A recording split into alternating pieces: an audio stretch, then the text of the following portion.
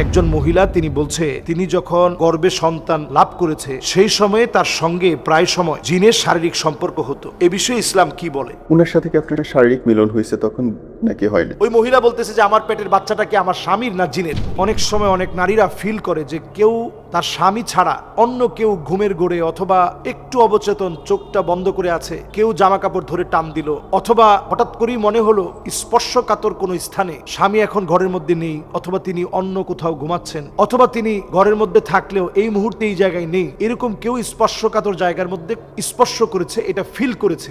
এটা হতে পারে কিনা, জিনেরা এটা করতে পারে কিনা? হ্যাঁ, এক্ষেত্রে এটা 100% সত্য, জিনেরা এটা করতে পারে। এবং জিনদের মধ্যে যারা দুষ্ট প্রকৃতির তারা মহিলাদেরকে খুব খেয়াল রাখে যে মহিলারা যখন চুল ছেড়ে ঘুমায়, এটা খুব ভালোভাবে আমাদের খেয়াল করা উচিত। একেবারে আপনি যখন চুলগুলো ছেড়ে ঘুমাচ্ছেন, মাছের হাড় কাটা অথবা মুরগির হাড় এগুলা সব আপনি ফেলে দিলেন পানির মধ্যে ফেলে দেওয়ার পর আপনি এবার যখন জিনের খাবারের মধ্যে আপনি পানি ঢেলে দিলেন, সে যখন খেতে পারলো না, পকারান্তরে সে আপনার ক্ষতি করার চেষ্টা করবে। খুব স্বাভাবিকভাবেই জিন আপনার ক্ষতি করবে। এই যখন ক্ষতি করার চেষ্টা করবে, ধরেন অনেক সময় স্বামী কাজটা করেছে, পানি ঢেলে দিয়েছে, জিনের কাছে খুব খারাপ লাগলো, বিরক্ত লাগলো যে আমার খাবারটা নষ্ট করলো। স্বামী আবার ওই দিন সুন্দরভাবে ফজরের নামাজের পরে সূরা ইখলাস পড়েছে, ফালাক পড়েছে, নাস পড়েছে, এরকম 3 বার পরে শরীরটাকে বন্ধ করে নিয়েছে। কিন্তু স্ত্রী তিনি এখন হায়েজা অবস্থায় আছে, অসুস্থ অবস্থায় আছে, তিনি কিছুই পড়তে পারে নাই। চুলগুলো একেবারে খোলা মেলা রেখে সতরটা অনেকটা বের করা, কারণ মহিলাদের ঘরের ভিতরে তো স্বামীর সামনে অনেক ধরনের পোশাক পরা যায়, কিন্তু আপনি এই জাতীয় পোশাক পরে রাখলেন। একদিকে আপনি হায়েজা অসুস্থ অবস্থায় আছেন, অন্যদিকে আপনি ছোটখাটো পোশাক পরলেন যে আপনার স্বামী দেখলে আপনার স্বামীর চোখে ভালো লাগবে, এই জন্য আপনি পরলেন, খোলামেলা একটু ড্রেস পরলেন। আবার চুলগুলো এলোমেলো আপনি একেবারে খোলা রেখে আপনি ঘুমিয়ে পড়লেন। এই যে অবস্থার যখন সৃষ্টি হয়, তখনই দুষ্ট জিনেরা এসে আক্রমণ করে এবং আপনার ক্ষতি করার চেষ্টা করে। কারণ ওই অবস্থায় আপনি আল্লাহর নামটা, বিশেষ করে আয়াতুল কুরসি আপনি পড়েন না। আয়াতুল কুরসি কিন্তু পড়া উচিত, দোয়া হিসেবে আমরা পড়ি না। এবং প্রতিনিয়তই ওই সময় লা হাওলা ওয়ালা কুওয়াতা ইল্লা বিল্লাহ পড়া উচিত, আমরা পড়ি না। বিভিন্ন দোয়াগুলা পড়া উচিত, আমরা পড়ি না। আমরা মনে করি আমরা হায়েজা অবস্থায় আছি, এই সময় দোয়া পড়বো কেন? দোয়াগুলা প্রতিনিয়ত আপনার পড়া দরকার, নিজের সেফটির জন্য প্রতিনিয়ত পড়া দরকার। যখন না পড়ে, আমি সাক্ষাৎকার যতটুকু আমার দেখার সুযোগ হয়েছে, আমি অবাক হয়ে গেছি একটা জিন মানুষকে কতটা কষ্ট দিতে পারে। তবে এই ক্ষেত্রে আমি একটা বিষয় পরিষ্কার বলতে চাই যে আন্নাল জিন্না খলাকাহুল্লাহু মিন নার, আল্লাহ রাব্বুল আলামিন জিনদেরকে সৃষ্টি করেছেন আগুন থেকে। বাইনামাল ইনস কাদ খালাকা মিন তিন, মানুষকে আল্লাহ রাব্বুল আলামিন সৃষ্টি করেছেন মাটি থেকে। ওয়ালা ইউমকিনু আইয়াতি মিনহা, এটা কোনোভাবেই সম্ভব না,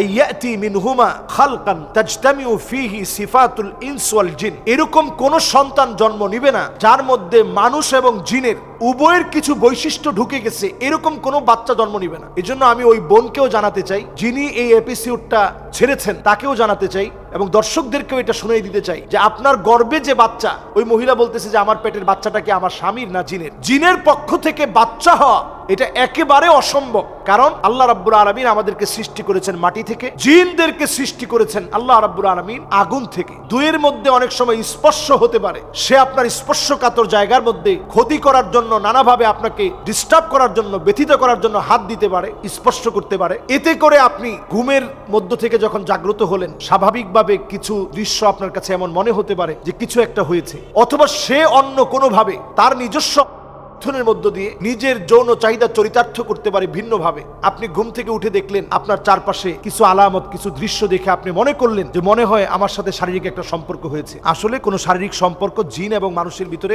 একেবারেই সম্ভব না। এবং পরের কথাগুলো একটু আপনি খেয়াল করেন, মুশিরান ইলা আল্লাহ ইউজাদ নাউউন সালিস, তৃতীয় কোন প্রকার জিন আর মানুষের সমন্বয় সহ পরে বাচ্চা হবে এমন কোন সৃষ্টি আল্লাহ রাব্বুল আলামিন দুনিয়ার বুকে সৃষ্টি করেননি। বাইনা নারিয়া ওয়াত তিনিয়া, যেটা আগুন আর মাটির মধ্য দিয়ে আল্লাহ তাআলা বানাবেন, এমন কোন সৃষ্টি আল্লাহ রাব্বুল আলামিন করেননি। কাজেই আপনি যদি মনে করেন যে হয়েছে, তার সাথে কুরুচিপূর্ণ আচরণ হয়েছে, না, বরং স্পর্শ করেছে এইগুলো থেকে বাঁচার জন্য। এবং ওই বোনটা বলতেছিল কখনো কখনো সে দেখেছে তার সন্তানের আকার ধারণ করে মায়ের সঙ্গে খারাপ দৃষ্টি দিয়ে, লোলুপ দৃষ্টিতে মায়ের গায়ে হাত দেওয়ার জন্য এসেছে। এটাও দুষ্ট জিনদের দ্বারা সম্ভব, এটাও দুষ্ট জিনদের দ্বারা সংগঠিত হওয়া সম্ভব। যখনই এই জাতীয় কর্মকাণ্ড সংগঠিত হবে, তখন আপনি আল্লাহর কাছে এই বলে দোয়া করবেন যে আল্লাহ, আপনার শক্তির চাইতে আল্লাহ জিনের শক্তি বড় হতে পারে না, আল্লাহ আপনি হেফাজত করেন। আমি গত কয়েকদিন আগে নাটোর গিয়েছি প্রোগ্রামে, আমার অত্যন্ত কাছের সেই ছেলেটা আসার পরে আমি দেখি তার হাতটা ভেঙে গেছে। তো আমি বললাম তোমার হাত ভাঙলো কেমনে? ছেলে মানুষ বলতেছে হুজুর প্রায় সময় আমার লজ্জাস্থানে সে হাত দেয়, এবং এই লজ্জাস্থানে হাত দেওয়ার কারণে আমার সাথে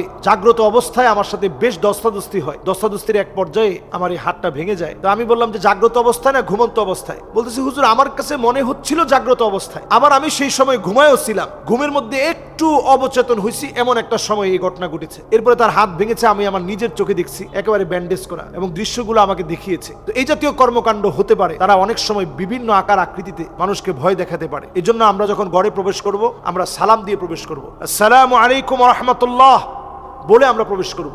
বিসমিল্লাহির রহমানির রহিম বলে প্রবেশ করব। ঘর থেকে যখন বের হব তখন আমরা বিসমিল্লাহি তাওয়াক্কালতু আলাল্লাহ বলে ঘর থেকে বের হব। আমরা যখন খাবার খাবো, কাটা হাড় এগুলো সব আমরা অন্য জায়গায় ফেলবো, আলাদা রেখে দেব। প্রয়োজনে আমরা একটা পলিথিনের মধ্যে আমরা দিয়ে রাখবো।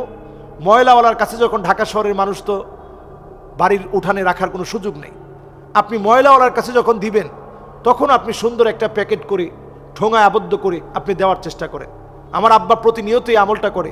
নামাজের জন্য যখন বের হয়, আব্বা সাথে করে এই কাঁটাগুলো নিয়ে যায় এবং কুকুর বিড়ালকে দেখে এই কাঁটাগুলো আব্বা খেতে দেয়। এজন্য আমরা যখনই এগুলোর মধ্যে পানি দিয়ে দিব, তারা আমাদের উপর রাগান্বিত হবে।